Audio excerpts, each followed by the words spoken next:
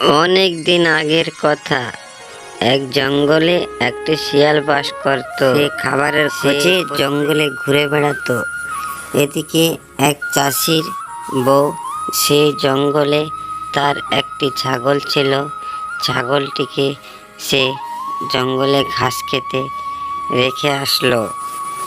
এদিকে শিয়াল পণ্ডিত সে ছাগলটিকে দেখে থমকে দাঁড়িয়ে গেল আর বলল, আরে বাহ, একই কৃষকের বউ তো ছাগলটাকে রেখে চলে যাচ্ছে। আমি গেলি আমি ছাগলটাকে খেয়ে নি। তুই এখন এখানে ঘাস খা, আমি তোকে সন্ধ্যাবেলা এসে নিয়ে যাবো, কেমন? কৃষকের বউ সেখান থেকে সে ছাগলটিকে রেখে চলে গেল। তারপর শিয়াল পণ্ডিত এই তো সুবর্ণ সুযোগ, আমি এবার যাই, ছাগলটিকে নিয়ে পালাই। এরপর শিয়াল সেই ছাগলটিকে নিয়ে তার গুহায় চলে গেল।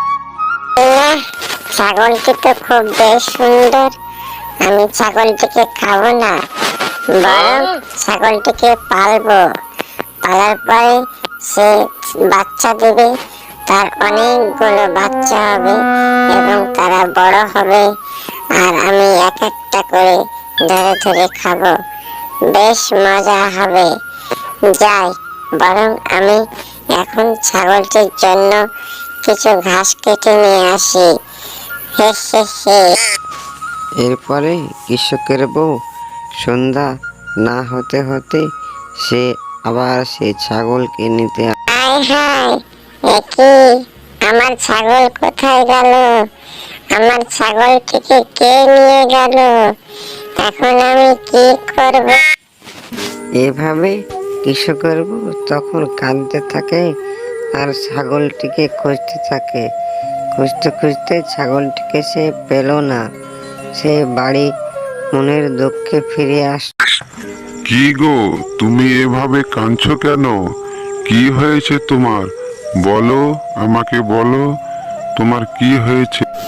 কি সর্বনাশ হলো! আমি ছাগলটাকে জঙ্গলে বেঁধে রেখেছিলাম ঘাস খাওয়ার জন্য, কে যেন নিয়ে চলে গেছে, আমি পাচ্ছি না, এখন আমি কি করব? তুমি কি জঙ্গলটা ভালোভাবে খুঁজে দেখেছো?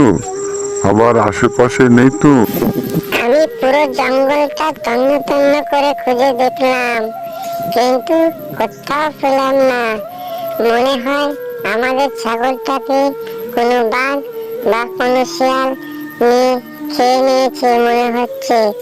আমি কোথাও পেলাম না গো খুঁজে। আচ্ছা আচ্ছা, কেঁদো না, ঠিক আছে, তুমি কোনো চিন্তা করো না, আমি তোমাকে আরেকটা ছাগল কিনে দেবো, একদম কাঁদবে না, কেমন?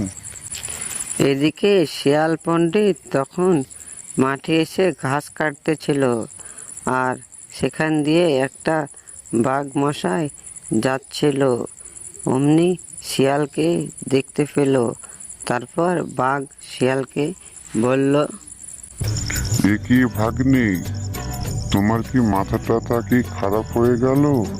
আজকাল দেখছি তুমি ঘাস কাটছো, ঘাস কেটে তুমি কি করবে?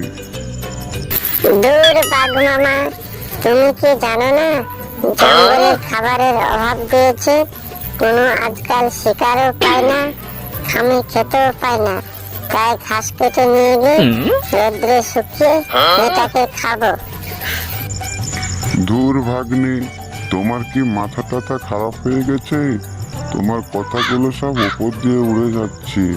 কেননা আমরা তো মাংসাশী প্রাণী, আমরা মাংস খাই, আমরা কি ঘাস খাই?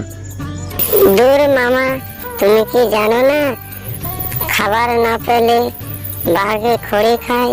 সেটা তোমাকে আর জানাতে হবে? তুমি তো একটা বাঘ, তুমি জানো না? কি সব বলো!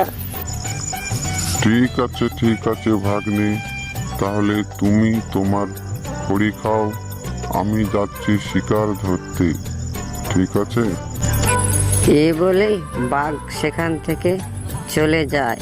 বাঘ যাওয়ার পরে শিয়াল পণ্ডিত তখন বলে, আরে বাহ, বাঘ বেটাকে আমি ভুলিয়ে ভুলিয়ে সব বেটাকে তাড়িয়েছি, নইলে বাঘ বেটাকে সব খুলে কথা বললে আমার গুহায় গিয়ে আমার সে ছাগলদের এই খেয়ে বলে নিত। শিয়াল তার কাটা ঘাসগুলো নিয়ে তার গুহার দিকে যেতে লাগলো।